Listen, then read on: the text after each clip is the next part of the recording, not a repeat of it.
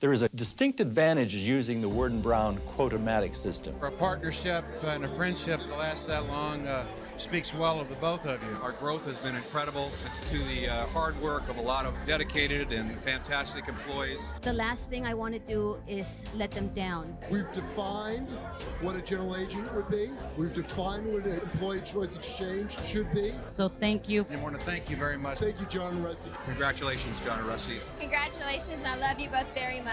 Except for the mustaches, the two of them haven't changed a bit. And we're going to be here another 20 years.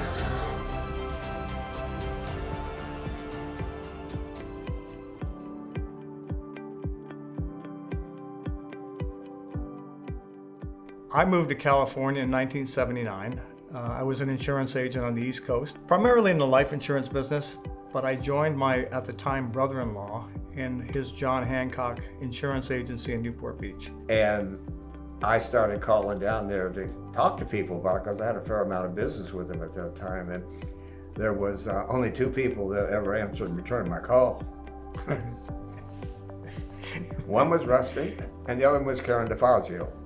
We had a relatively competitive product back then with John Hancock, and John was the best agent in Orange County. You were, brother. And John started knocking on the door saying, I want to play some business with you guys. So that's how I met John. That's how I met Rusty, and he always returned my call, was always polite, never dodged the issues, was honest, and I respected him for that. So that's how I first met Rusty down at that agency. From there, we worked together for a few years, and I broke away and started my own agency. And I met John again on a social basis, and we just immediately kicked it off. I mean, we just hit it off so well right from the beginning. And he said, hey, why don't we go to a Laker game? And so we went to a Laker game, and that became one of 100 Laker games we went to. We just had a lot of fun together.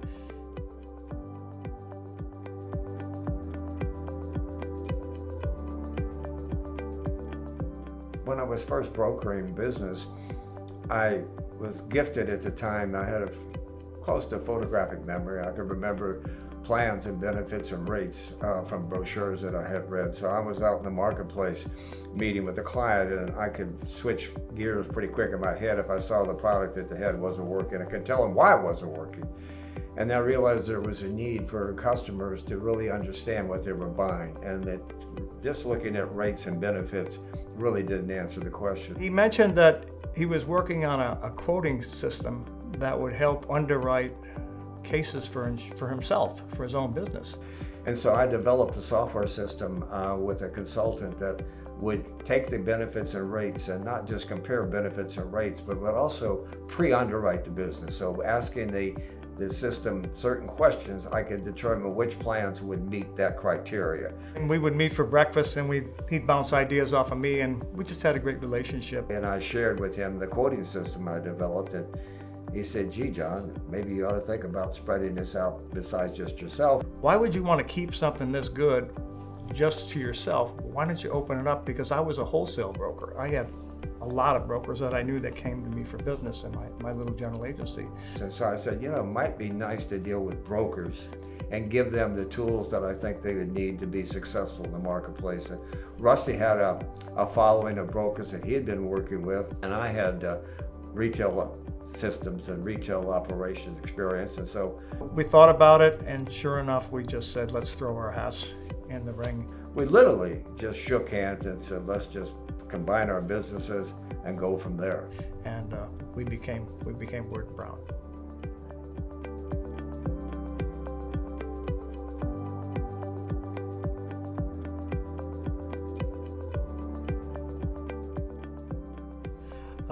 I remember John and I were preparing for our first meeting where we invited brokers in for a breakfast.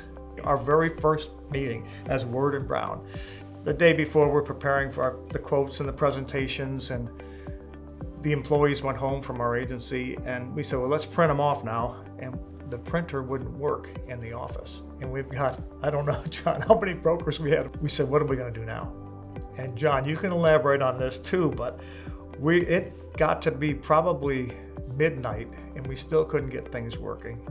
And John decided to pick up the phone and call one of our employees, Kathy. And we woke her up in the middle of the night, and she said, "You gotta be kidding me." We said, "No, we need you to help us get the printer going again because we've got a real problem here." I called her boyfriend's phone number because I had the That's number right. somehow I had the That's number, right. and he says, "Who is this? Is she there?" "Well, yes, she is." And so sure enough, we got him going. Went home, we got a few hours sleep, went right back out to the meeting, and we killed it. It was great.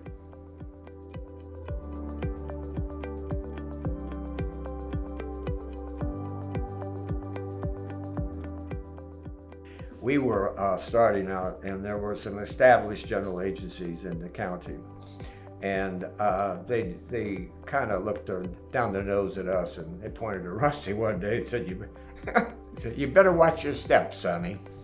Yeah, true story.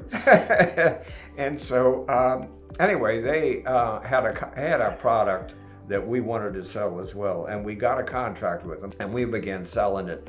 And we became, in our opinion, the leading producer, and all of a sudden, we received a termination from the carrier. And Rusty and I looked at each other and said, what's that all about? It was such a pivotal time for us because we had a hot product and we were growing, and we were really in our beginnings. And so we couldn't afford to lose this product. So I said, "I don't know what to do here, but there's an injustice here. We've got to fix this. Let me just look for the CEO." And it was Lone Star Life in Texas. Oh, Lone Star Life, Yeah, you're right. it was Lone exactly. Star. And so I picked up the phone and I said, "I want to speak to Royce. He's the CEO. Could you hold for a minute, please?" I said, "Sure." He's willing to meet you in his office at 10:30 on Monday morning. So I walked back into John. I said, "We better get some airline tickets. We're going to Texas." And we walk in, we sit down on a conference table that was probably as long as this building. It was so huge. And so we're sitting in there and we're waiting, and right on time, in walks Royce. He's probably about 6'4", Texan man. And he had a voice like a baritone voice, and he just walked in and he said, "Rusty Brown, this is your meeting." And I went, "Hold." And he says, "By the way," he says, "I have my vice president of sales here." And I know who it was. We knew who it was. He was the vice president of sales, was dating our competitor's daughter. And I said, "And I think we're your leading producer." And he paused and he looked over at the vice president of sales. He goes, "Are they really our leading producer in the country?" And he said, "Well, I'm not sure about," he says, "You're not sure who your leading producer is?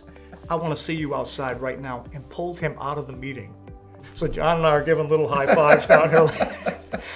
John said, "He's going to the woodshed." Right. Sure enough, they walk in about 10 minutes later, and the vice president's sitting there like this, and Royce says, "You know what, Rusty and John, I think we'd be very pleased to continue our business relationship with the two of you." We shook hands, we walked out. Yeah, that was our lead product. Without that, we would have really been struggling to make ends meet. Rusty's right. It was an interesting meeting, and it worked out extremely well for us. And that competitor kind of evaporated into the sunset over the years. And we continued to just kill it with that product. It was a great memory in our first year for sure.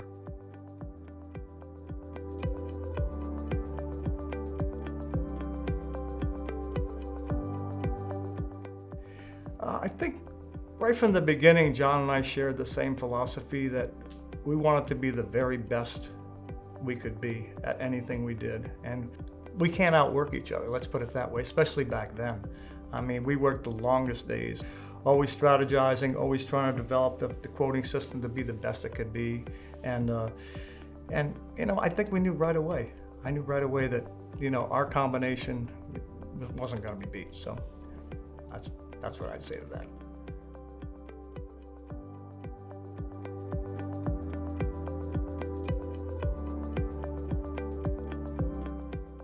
Well, as one executive told us, said, "John and Rusty do what they say they're going to do." I think that we've built a company based on honesty, integrity, and fairness, and we respect our employees because, quite frankly, they're the reasons that this company is so successful. Rusty and I have had some ideas Not all of them have been winners, but we've had some good ideas and we've had some great people to carry them out. So that's the reason that we are where we are today, because we've developed a team that's strong. It's the best team in the industry, and maybe any industry. They care, they've been with us a long time, so we're real proud of that. So I think that's the reason that we are as successful as we are, because we care about our employees as much as we care about our customers.